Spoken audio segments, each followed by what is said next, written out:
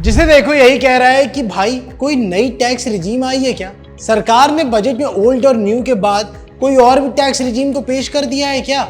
तो आप सभी को बताना चाहेंगे कि कोई नई टैक्स रिजीम नहीं आई है। जो दो चल रही थी वही है, बस जो न्यू टैक्स रिजीम थी उसमें कुछ बदलाव करे गए हैं। क्या बदलाव है वो भी आपको बता देते हैं इस वीडियो में। न्यू टैक्स रिजीम के तहत अब 3 लाख से 7 लाख रुपए की आय पर 5% के हिसाब से टैक्स देना होगा।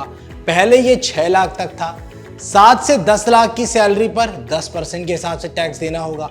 पहले ये 9 लाख तक था। 10 लाख रुपए से 12 लाख रुपए तक 15% टैक्स लगेगा। पहले ये 9 से 12 लाख की सैलरी ब्रैकेट पर लगता था।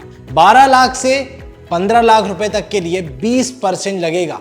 इसमें किसी भी तरह का कोई बदलाव नहीं हुआ है, जितना पहले था उतना ही अभी भी लग रहा है। 15 लाख से ज्यादा की आय पर 30% टैक्स लगेगा। इसमें भी कोई बदलाव नहीं किया गया है, जितना पहले था उतना ही अभी है।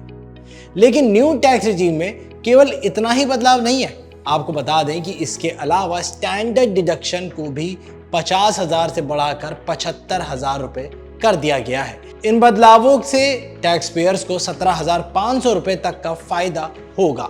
हालांकि पुरानी टैक्स रिजीम में कोई बदलाव नहीं किया गया है। जो लोग पुरानी टैक्स रिजीम में हैं उनको वैसे ही चलना पड़ेगा जैसे वो अब तक चल रहे थे।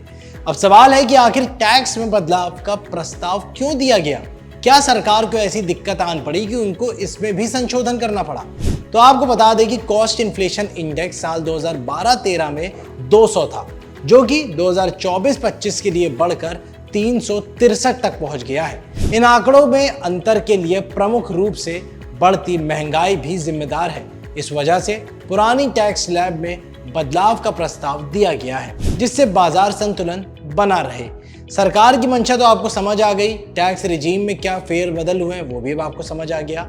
अगर कोई और सवाल हो बजट से जुड़ा हुआ या नए टैक्स रिजीम से जुड़ा हुआ तो हमें कमेंट करके जरूर बताइएगा। और ऐसी तमाम काम की खबरों के लिए, अपनी जेब से जुड़ी जरूरी खबरों के लिए पैसा लाइव को सब्सक्राइब करना मत भूलिएगा।